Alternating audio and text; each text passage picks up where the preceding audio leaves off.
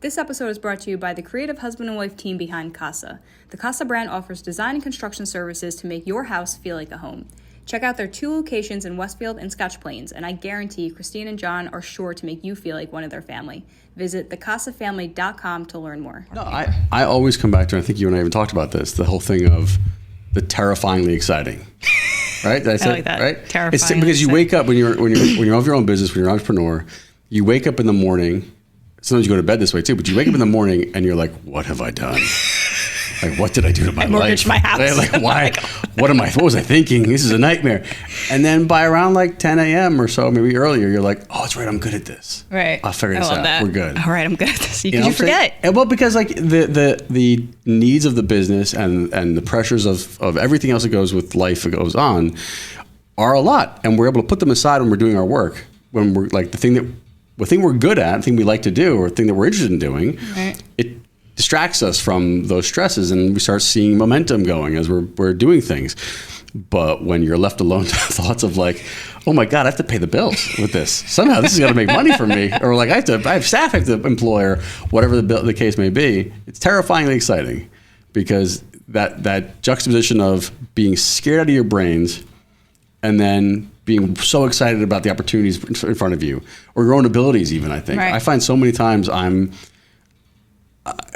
trying to be humble when you're like, golly, I'm good at this. You know, like I love that. Because you have moments where it hits. Something like you had this amazing party the other day, and you weren't expecting it to be that great of a party. And you're just like, oh. Right. And you're like, I did this. The chest. Right. Like it worked. And I think there's so much of entrepreneurship that is trying to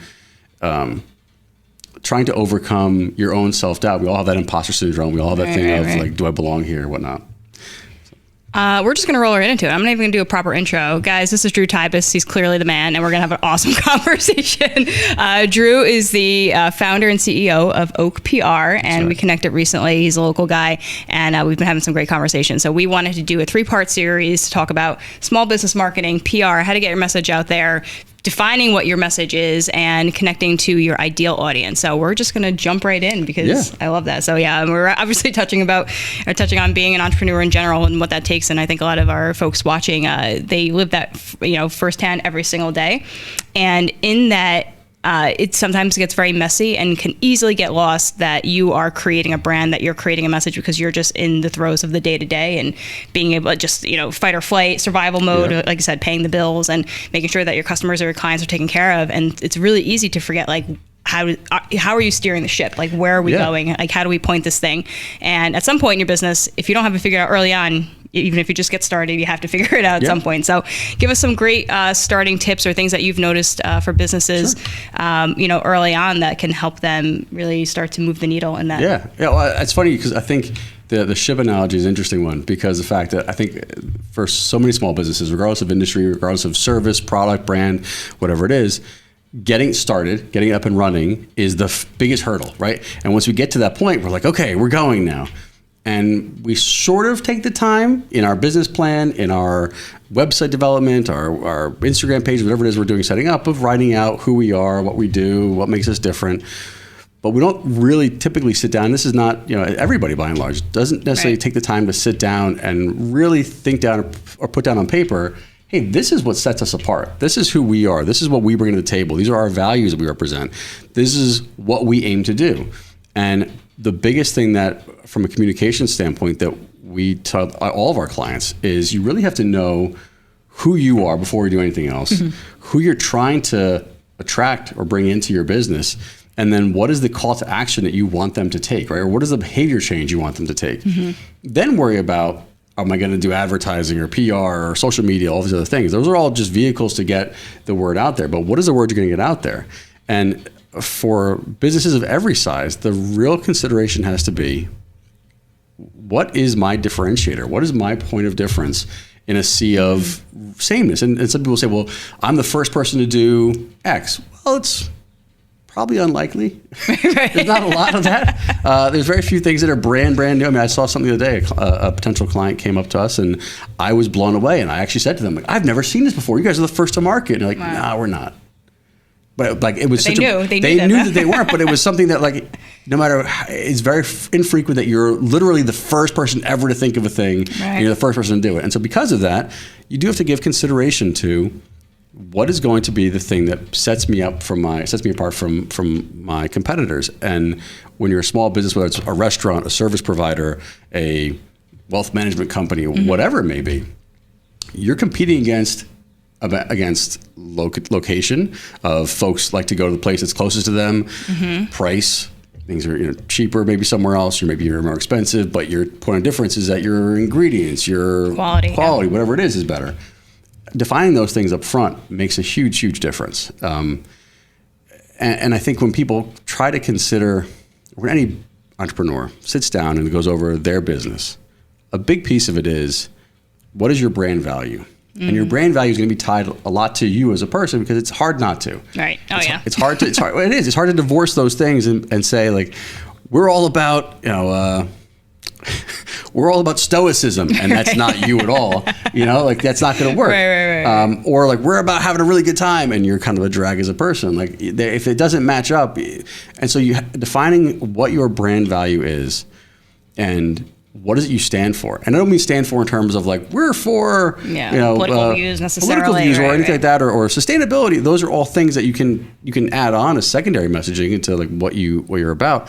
But the reality is that you need to have that first view of yourself. That's an honest thing of when someone talks about us just to a friend, what are they going to say? Right. Because that's the conversation you have in your head. It's not just how you're going to say something. What is someone else going to say? Right. How they talk about you, how they share your message. Right. Like they can easily and concisely say who you are, what you do. And the funniest thing is, and we do this with every client when we do our onboarding process with them, is we'll ask these basic questions. We'll say, what is X company, right?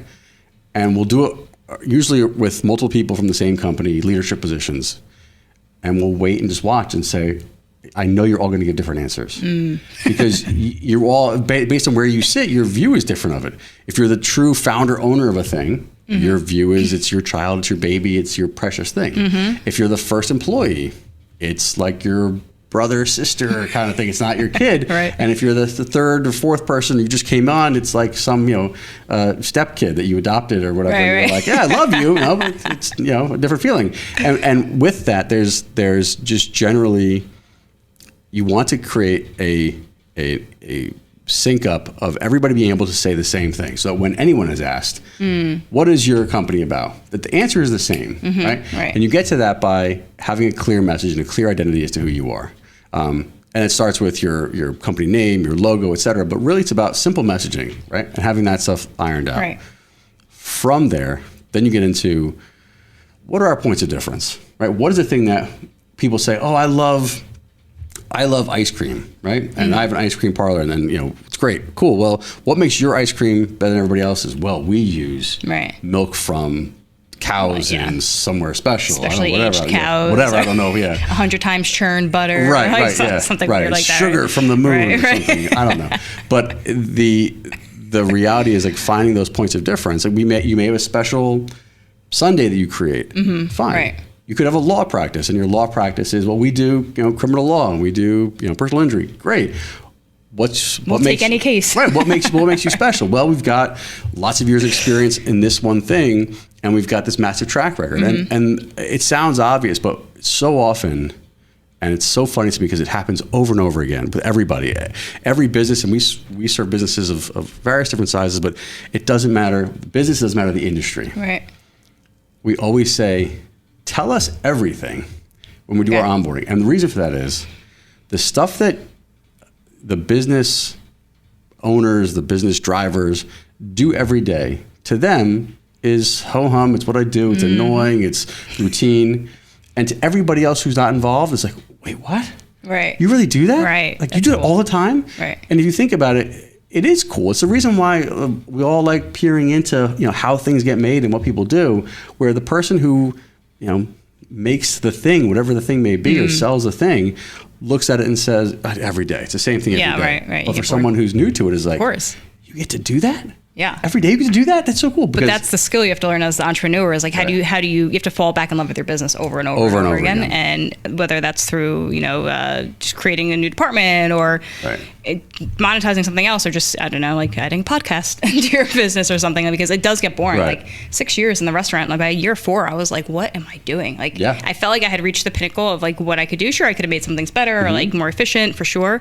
But I was like, I've reached the pinnacle of how I can help people in food by allowing them to have access to all these different food options, right? And then I became sad. Like I was like miserable because I didn't know what to do. So then I opened a second store because I thought that was like, let me open a slightly different concept. This isn't going, going well. Let's do more of it. I figured, I was like, okay, maybe like, I don't know. I was just like, it just a dopamine rush or of some sort, right? Yeah.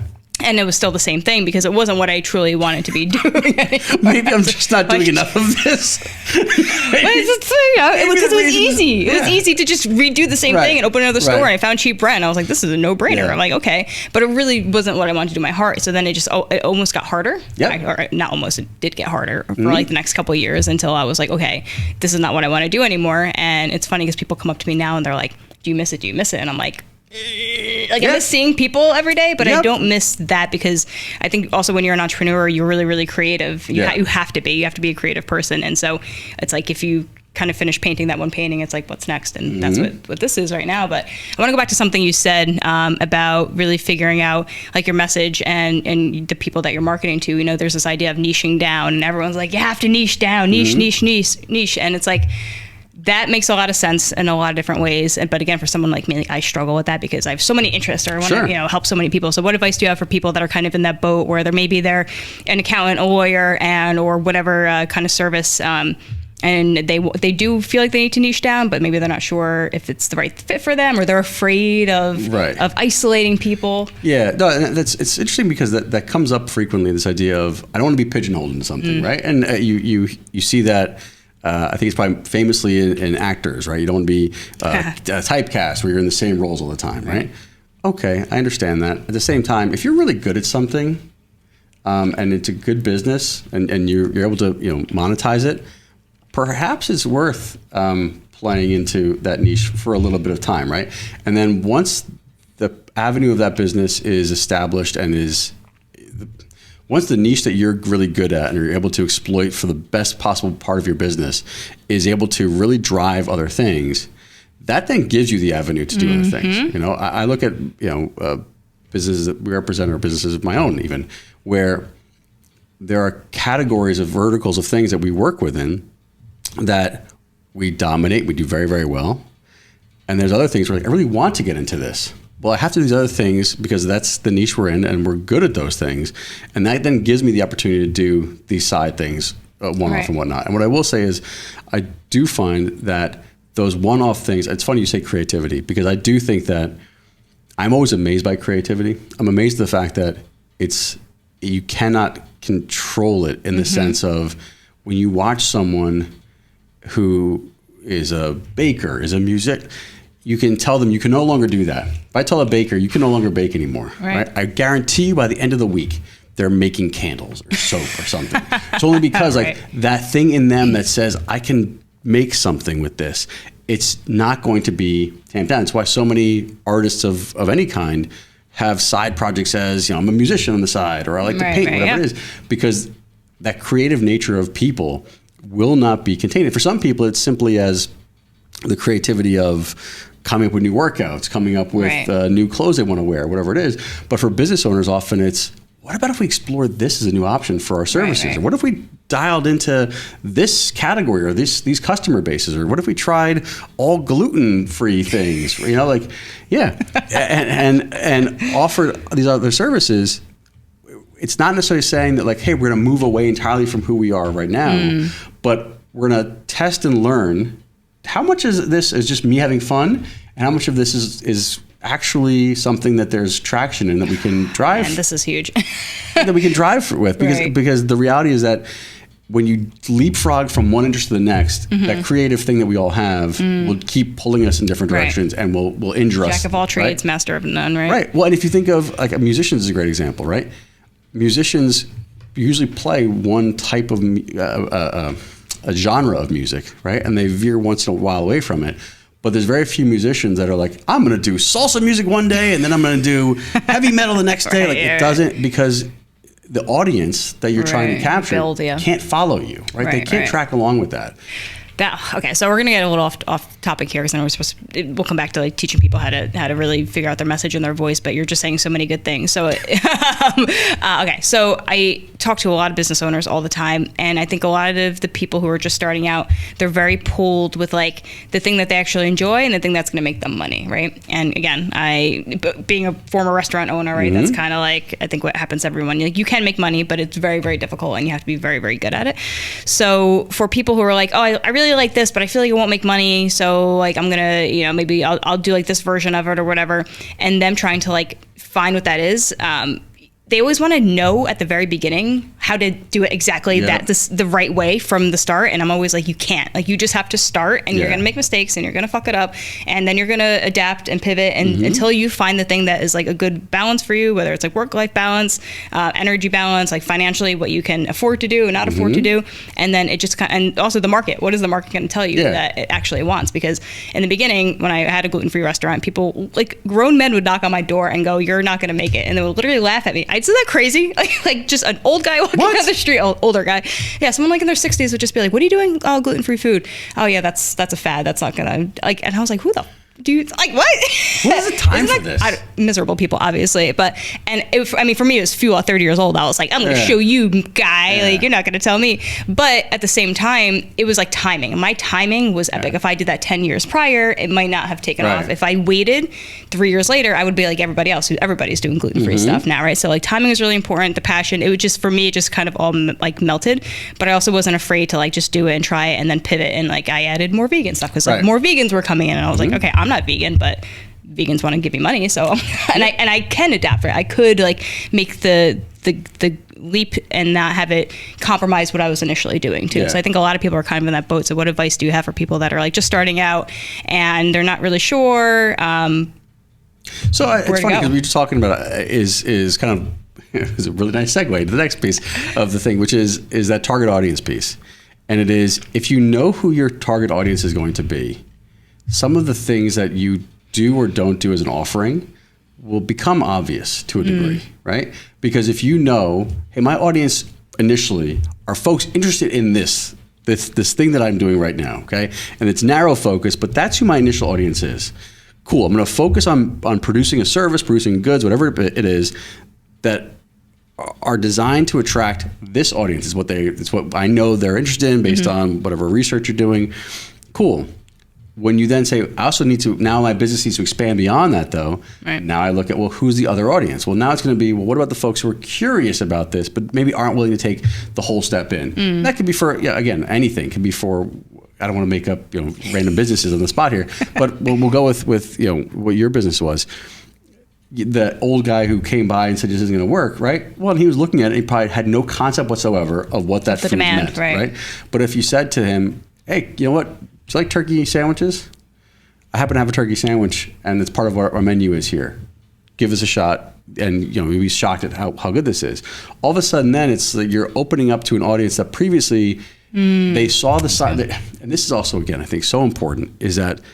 And it's a phrase that anyone who's ever worked with me over the past, I'd say 20 years has heard these words, and I say them to my children as well. I say them to everybody. Words have meaning, right? And how we use certain words impacts the way other people view us and view our businesses and view our services. There are certain words that we put on our businesses that we don't necessarily realize are a giant blinking sign to other people that says, not for me. I love this. Right? Yep. And when you get into places where gluten-free, to that old person walking by, all he saw was two words that in his mind meant not for me. And therefore, this business isn't going to work because people like me see not for me of this business. Right. He didn't understand, wasn't willing to look or go past the next step of, you have lots of stuff that's for me. Right. That's not necessarily, yes, it's gluten-free, but there wasn't gluten in it anyway. It's soup, right? It wasn't, it's not a thing. But that thing of understanding you want to be true to who you are and love that, but you also need to understand what does the appearance of your word choices, your brand choices, your description of your business, your goods, what does it look like to the outside world? And I think I've used this example in the past of many years ago, I was working with on a pitch for wines from a certain place of the world, and I had said to them, you guys put natural or organic or kosher, whatever these words are that are important to you on your wine. And when the wine retailer then puts your bottle in a special section, the average consumer walks in and they see natural, organic, kosher, non-alcoholic, whatever it may be, and go, not for me. That's all they see. And they go to the other section and they overlook your stuff. Right. And you have to then figure out, again, go back to who are we, what is our message, but also who is our audience. Our audience is trying to be, we want to get mainstream everybody. Well, then maybe we have to dial back a little bit of some of the things that we're somewhat precious about, because it's not going to be the thing that they jump into. Now, mind you, I say that, the trick with that is, and this is where like technology is on our benefit, that may be what we say outward, and then the SEO stuff. The SEO stuff is tracking to get us so that when they go on Google and say, "Give me a gluten-free option, give me a natural wine, give me whatever it is," we're coming up in those search results. But it's not necessarily how we're positioning ourselves moving forward. Right. And on the flip side of that too, right? If you are the person who's looking, I'm the person who was looking for the natural wine. I'm only going to that section first, and you'll find it. And if I don't find anything I'm looking for, like maybe I'll go outside of it. But yes, always the first spot to go, but I'm the target person for that, right? So it's like, but then what is that business doing like outside of that, like you said, whether it's SEO or whatever, to get that there? Because it is a smaller niche. So if that's niche down, it's like, and so maybe we'll just segue into this. So I think a lot of people go into either category, right? Like the mainstream or the niche, and we'll just you do a lot of work in the food industry, so we'll keep talking about this because it's obviously easy for us. The CPG stuff, Very cool. So it's like, if I'm going to be honest, if I had to do it all over again, even though my passion was the niche, financially, I think I missed out. What I would have done differently is I would have had a regular restaurant with a very strong gluten-free section, like to be able to handle it. And so I wouldn't have niched down so much, because not that it wasn't great at the end, but the earlier time was like really, really hard for me. Like it was, again, because I think at a younger age, I was just more susceptible to like the feelings of it, like a guy pointing in my face and telling me that I suck for no reason. Right, which is still crazy. Right. And like, I don't know how this could be applied to other stuff, but it's like, if I made like burgers and fries, but then had a great section and I could guarantee that the gluten-free burger was like safe or whatever, that would have worked well for me. Do I recommend that for every business? No. But like for me in this particular area, like, and now understanding what I know about this area, that's what I would have done, but I didn't know that going in. Right. And at some point, like I could have adapted or changed that to, or maybe I couldn't have. Like, what would you say to a business who's like, okay, maybe they're in this crux of like, ooh, I do want to niche down, or I want to change, but I'm afraid of hurting my my current customers, or them, wanting to, or feeling like I'm not their place anymore. They wouldn't be safe eating there, or like, they don't make that one thing that I used to get there, so I'm never going there again. But, leaving the old customers for new customers. Have you ever had an experience in that? That happens frequently where people trade out, right? So you want people to come into your business. You want them to then trade up to more expensive options or different things. You want them to trade across maybe to other things you're offering. So let's say you're a restaurant and you also have a to-go line of stuff that's our catering lines. You want them to trade across into your catering business. When they trade out, it means that they're no longer being satisfied by what you offer. And that happens for lots of reasons, right? And that's the thing where I think everybody needs to understand. Sometimes, yes, it's that your business is not delivering what the customer wants, or client, whatever it is. More often than not, I tend to lean on the idea that there's more generic reasons to it. It's like, I found something cheaper. I found something closer. Someone I know knows this person, and I'm trying, whatever. Like these other reasons that have nothing to do with you. But when you're trying to say, well, how do I attract more of this audience in, and how do I get them to explore more of what I'm offering and be more interested in it, right? I think a lot of that has to do with the communication of why they keep coming back. And if they keep coming back for one thing and one thing only, right? So if you think about whatever the service is, if you're a tax professional and someone only comes to you for end of year taxes and that's it, that may be fine for you. And you may say like, I'm busy enough, and that's great. Or you may say, I'd love to actually get into estate planning as well. And to do that, I need to show people how do I get here. And I think one of the things that every business can do is research. And I say that in the sense of I have teams do this all the time, where I'll say, let's say you have a packaged good that you sell, wine, coffee, whatever it may be. Call up a retailer that sells your product and just like, don't tell them who you are. Right. Tell them you're, just looking for information, and ask them, hey, do you know this brand? Do you know this product? What do you think of it? Does it sell well? Did anybody ever ask for it? Right. What do they ask for? What do people want? Right. You say, well, I don't have a product. I have a business. Okay. Well, going online is the worst idea, right? Because I say that sincerely because that is such a unrealistic representation of people's responses to things. People tend to be more negative because they feel like they can be, and we all know that, and we leave that there. So I love Yelp is wonderful and all that. Great. Don't look at that for research though. Instead, though, it's not. There's nothing wrong with calling places, going into places, hanging outside a place, and just seeing I'll go back to let's say you have a burger joint, right? Go into other burger joints and seeing hey, how expansive is their menu? Are they does it look like they changed the menu ever? Or is it just, it's what it is and they don't ever change it? Hang out there, order some stuff and sit down when it's busy and just see what are people ordering here?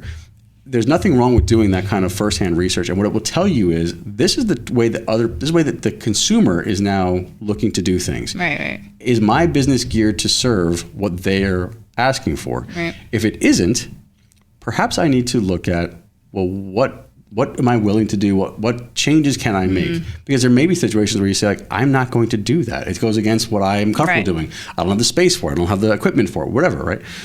Or it may be something of, I never thought people wanted that, right? right. Where if all of a sudden it's wow, people are there's a ton of avocado toast everywhere. I guess I got to add that to my menu. I wasn't planning on doing that, but now I have to. I think the audience you're going after will tell you what they want in so many ways. And you have to do a little bit of homework really to understand what they're looking for. But when you're looking at expanding your own services, I think there's a real good value in test and learn stuff. And that test and learn stuff, every small business person is going to hate that I'm saying this, but you got to give some stuff away sometimes. Yeah. Oh yeah. Right. 1000%. So sampling goes a very long way. And when you want to try something that you feel passionate about, that you're interested in, where you're hey, I just made this thing. I think it's really cool. I think it's a new design or new recipe, whatever it is. Let me try it out. Go into it then with the thought of, I'm going to give a bunch of it away and see what happens, right? Because if you put it up to sell, and it doesn't sell, your feelings are going to get hurt. You're also then going to be in a situation of I guess I can never do anything. Right. You get this awful spiral. But if you go to a place of, hey, someone comes in, would you like to try something? It's on the house. It's not that hard. And you give it away. And what happens is you say to someone just give me something, let me know what you think. Give me a call back, whatever it is. You'll start to then engage people. And I do think that my business is public relations, and we talk about the idea of relating to your public, relating to the publics that you serve. Every business needs to do that to a degree. They need to think about, how am I relating to the people who come into my shop, who go to my website, who call my number, whatever it is, because that's the audience you're serving. I love that. All right. So for people out there that are either very, very new in business, or maybe they're a year or two in, and they're aware of the fact that they need to kind of rebrand or refocus, what are some actionable things that we can give them to do? Can we give them some journal questions or things to just consider and really sit down and ponder? And or anything else that they can. But I think it really is important, and almost to make it as a pyramid structure, right, or as a umbrella structure. Here's my company name, right? Here's our tagline if we have one, or our slogan if we have one, or at least here's our one sentence of who we are. And it's clear and defined. We are the first ever company that does this. We are the best at this. We are your local whatever it is, right? Cool, that's who we are. And then start writing down on one column, what sets us apart? What are the things that we can own? What are things that when we say them, it would be very difficult for any other company to sub in, so you couldn't take our company's name out and put it in someone else's company and have the same thing, right? So what are things that we can actually own? What are things that we feel people are going to be most interested in, right? And that's where you have to sometimes work with somebody else who's not in your business to say, what about this is interesting? I don't mean you have to have it professionally. It can be anybody you know, but someone who can at least articulate their thoughts to say, does any of this interest you? Does any of this sound good? Does any of this, and everybody should have someone in their life that they can soundboard things off of. But even to say, we make spicy chili and that's our thing. Cool. Well, so does the way I'm talking about this, does this make sense? Is it interesting, or does it sound like it's terrifying? Because I do think there's an element of, there's lots of industries that do this where people get excited about their brand and they get in this niche of talking to themselves. And so their marketing and everything is about how they would talk to themselves, how they want to hear people talk to them. Yep. And with that, all of a sudden, they exclude a lot of the people who would likely like their stuff, but are like, I don't dig the skull and crossbones, or I'm not into the unicorns, or whatever it may be, where it's like, that's way too... It's like was it Liquid Death? Liquid Death, right? Now, Liquid Death, that's a great I didn't even example know that was seltzer for like 4 years. But they are a unicorn of a brand in the sense of, and there are lots of case studies about there about how nothing about this makes sense. Right. Because the packaging doesn't match up with the product. Yeah, but they had a lot of money and big guys behind them that way. But they figured out something that really worked, and obviously they're doing very, very well. But when you sit down and write these things, so it's, this is the brand, this is what sets us apart, what makes us different, what can we own, what are the things that we can bring out here, and then I think it's worth putting down here who is the person that we see going after, that we see as our customer, right, and really dialing into who is this person, right? Is that person, and think about it from a demographic standpoint, so age, if you're selling hunting gear, you're not targeting 17-year-old girls. Correct. But really knowing what that is, and having an honest look at who we're trying to target. And I use an example all the time. Many years ago, I worked with a very large technology company, and they had a product that was a storage thing for cell phones. And we asked the brand manager at the time, who was a very nice person, but didn't really understand how this part of the industry worked. There's more on the technology side of things. So, well, who's the target audience for this? And the answer was anybody with a cell phone. And we saw, well, that's kind of broad. That's a lot. That's a lot. It's going to be hard to get to all of them at once. Right. And we understood what she meant. That what she was saying was, well, it's not just for anybody. I get that. Right. But I can tell you right now that my mom isn't ever thinking about, like, my phone needs more storage. I'm going to go buy, I think, no, she's just going to get a new phone. Right. Because, like, that's how, and you have to understand, like, who are you talking to? If I have something that's health related, well, then there's an audience that I'm really targeting for this. It's probably not going to be the certain demographic of folks who aren't interested in living that way, aren't interested in kind of a message. High net worth versus medium net worth, like all those kind of things have to be into consideration, and you have to be honest about who is this really going to attract versus who do I want it to attract. Right. We've had that conversation with so many companies over time where it's like, who's your target audience? And they'll tell you an answer, and you go, Are they actually buying this now? Right. Or you want them to. In your ideal world, that's who's buying it. Because right now, they're nowhere near your business. Right. It's like Subaru, right? You know this whole Subaru story? No, it's Subaru story. Okay. So the very short version of it, I might be messing it up a little bit, is that Subaru had hired an agency to figure out like who's purchasing their cars because they want to grow and figure it all out.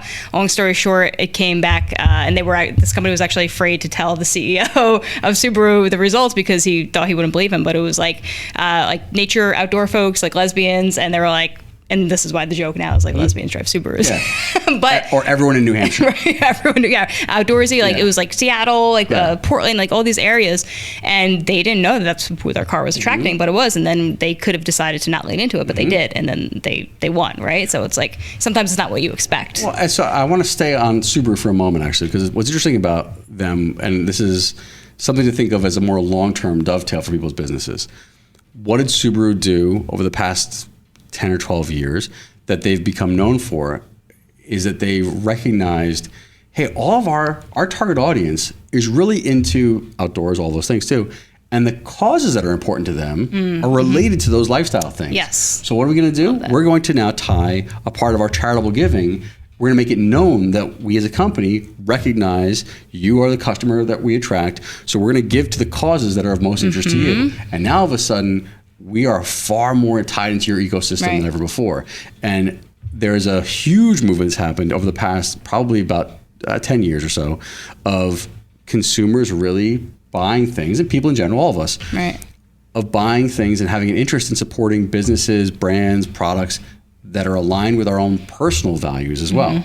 Not just from political and whatever else, but from the standpoint of like, I want something that maybe is made of recycled materials, or I want to know that the company does give back, or that they are women owned, or that they they stand for something positive. They're Right, veteran they donate relations. to a certain whatever. Right? And so those things also can be part of who your DNA is as a company, where you set up and you say, part of what we want to do is we want to be a company that, yes, we sell these things or we make this stuff, but we give back to this, or we spend our free time doing these other things as well. And there's a massive audience who will say, you know what, I wasn't even thinking about buying your thing before, but I align with those values, and so now I'm into it.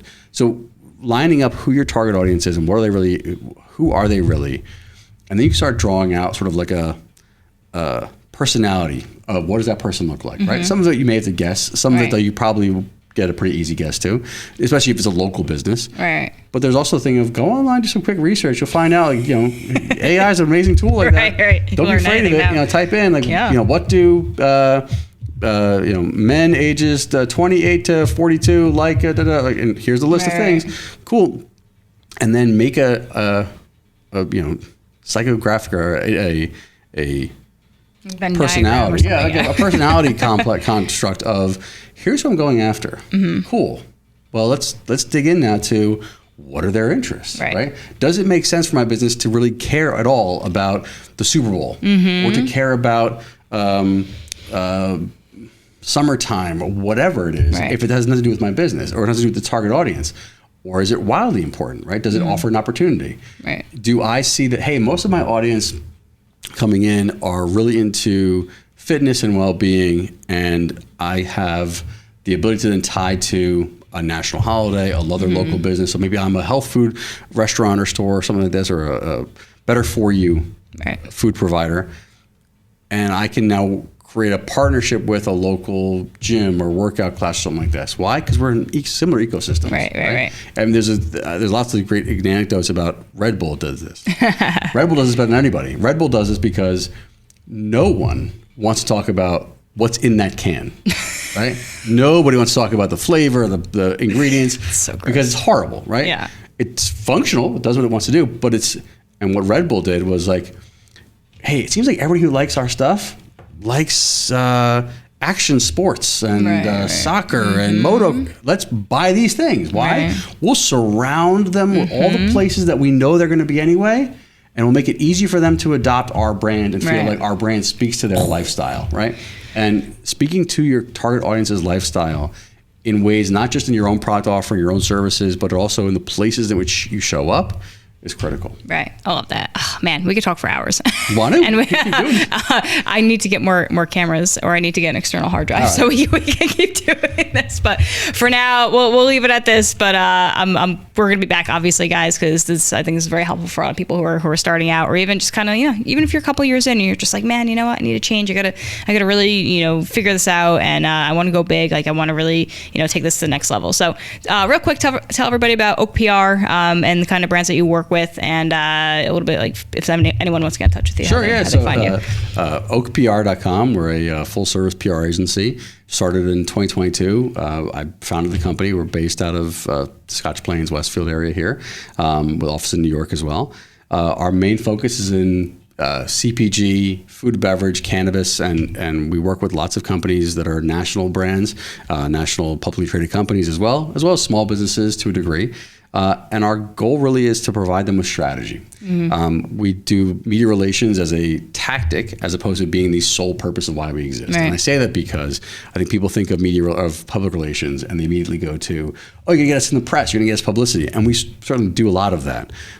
But when I started the company, the initial thought was, let's have a point of difference. And a point of difference was, let's actually do all this homework that I'm talking about here and come up with, well, what is our actual plan going to be in terms of what's the overarching objective we're trying to achieve?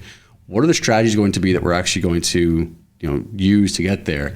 And then the tactics, sure, media relations will be a core of that, and the media relations being engaging with reporters and putting people on TV and whatnot in the newspapers. But what else is there? Is there sampling opportunities? Is there events? Is there community relations things? Is there public affairs things? What else needs to happen to really get these points across? So we do this for businesses in all different kinds of categories. My experience is vast. It's interesting. And we love doing it. And I think if we do get to do this again, now that we've got people doing their homework and they're doing what actually goes into like thinking about who you are, who you're trying to target, what sets you apart, maybe next time we talk about what to do with that information. Ooh, I like that. All right, guys, stay tuned. Episode 2 will be out in a few weeks. And Drew, thank you so much. This was awesome. Love hanging out with you. And we're gonna kick some ass this year and teach people how to up level their businesses. So thanks again, man. All right, see you guys soon. Bye.